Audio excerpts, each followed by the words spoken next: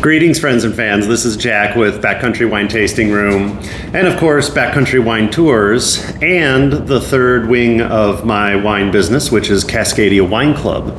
And that's the subject of today's video. I wanted to follow up on a video that I made a couple weeks ago that you may or may not have seen. I was describing the club and trying to get people to sign up, and a few of you did sign up, so thank you. Welcome to the club. You'll be getting your first shipment here in about a month or so.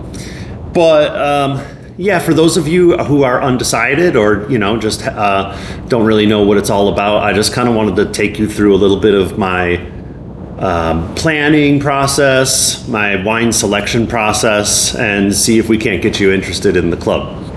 So, Cascadia Wine Club, right? It's focuses on the region of Cascadia, which, if you don't know, is the Pacific Northwest, the states of Washington and Oregon up here.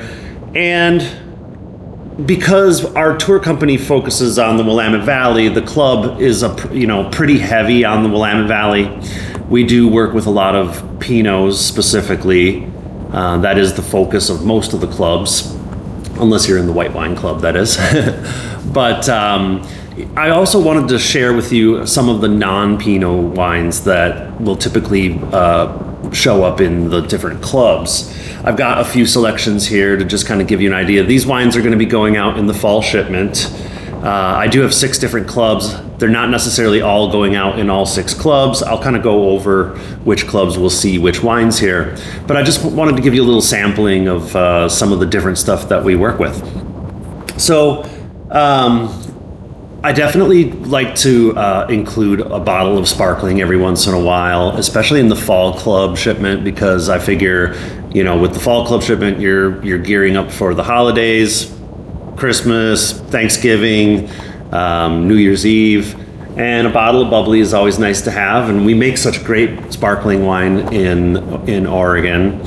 Mostly I've been focusing on the sparkling wines of the Willamette Valley, which has a very similar climate to Champagne, so it lends itself well to that style of wine. But I picked up a new wine that I'm really excited about. See if I can get the glare off of it.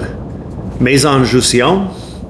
This is an all sparkling label out of the Rogue Valley, Southern Oregon. And it is made in the traditional Champagne method style. It is a Blanc de Blanc, so it's 100% Chardonnay.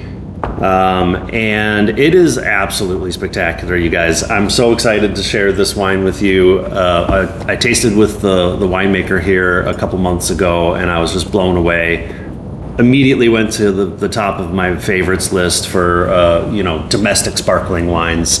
So keep an eye out for this. If you are in the Jack's Choice Club or the Premium Wines Club, you'll see a little bit of this.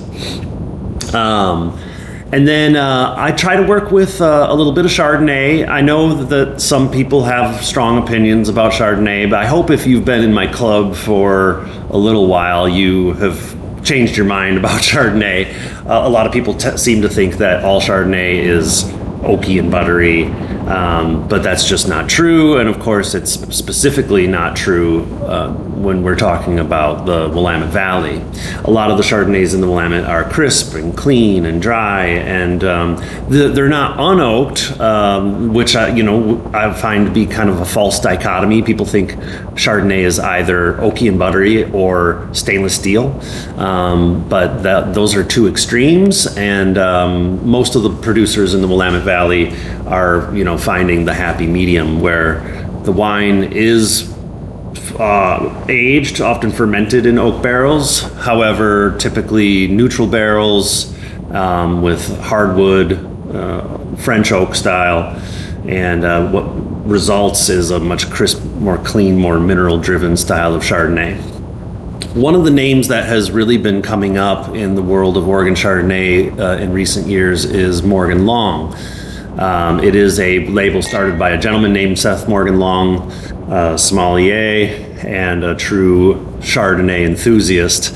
And what he's doing with Chardonnay is just incredible. First of all, the sourcing of his fruit is absolutely top notch. He gets all the best fruit from the best vineyards.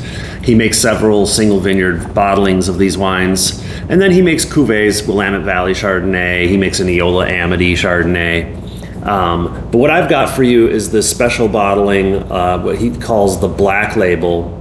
It is a Willamette Valley cuvée from all of the high pedigree sites that he works with. And it just, it has an amazing price point. I mean, I can sell this to you for $60 when, like his single vineyard stuff is going for $150 to $200 a bottle, and it's selling out quickly. These are really highly sought after collectible wines. Ever since he received a 100-point score a couple years ago, the wines just sell out like that. So over the years, I've developed a good relationship with Seth, and he believes in what I'm doing, and he appreciates that I'm trying to get the word out about Oregon Chardonnay to my customers. So he cut off a little slice of the stock for me so that I can share it with you. Really exciting Chardonnay here.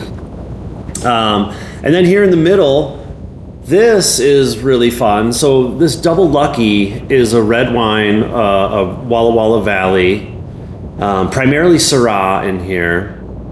This is made by Christophe Baron. It's part of his No Girls label, but Christophe really is the man who put the Rocks district of Walla Walla on the map with his Cayuse wines. You may have heard of Cayuse. Cayuse is probably the most widely recognized label worldwide from Walla Walla. The wines are spectacular and they're very collectible.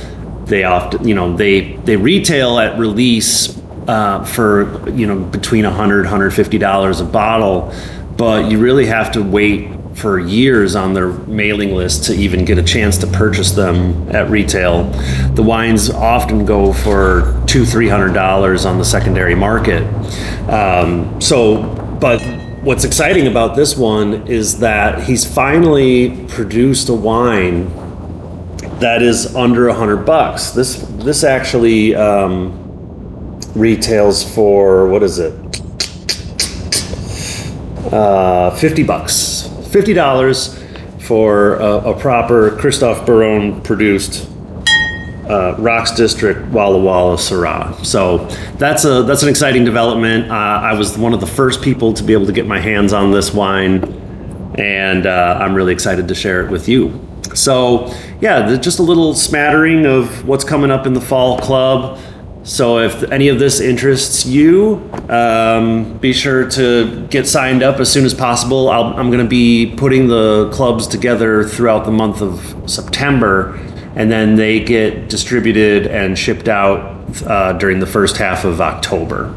So you have about a month to think about it, but if you're interested, feel free to drop me a line. I'll be happy to answer any questions you have about it. If you are ready to jump in, there will be a link in my bio to take you straight to the sign-up page.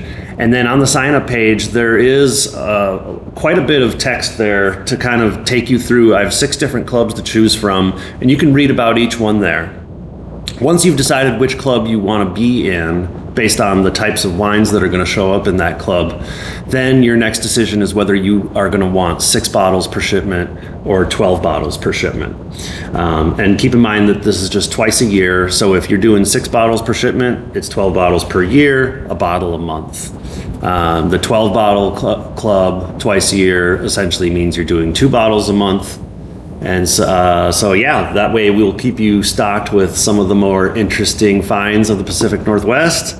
And I hope to see you in the club. Cheers. Thanks so much for watching.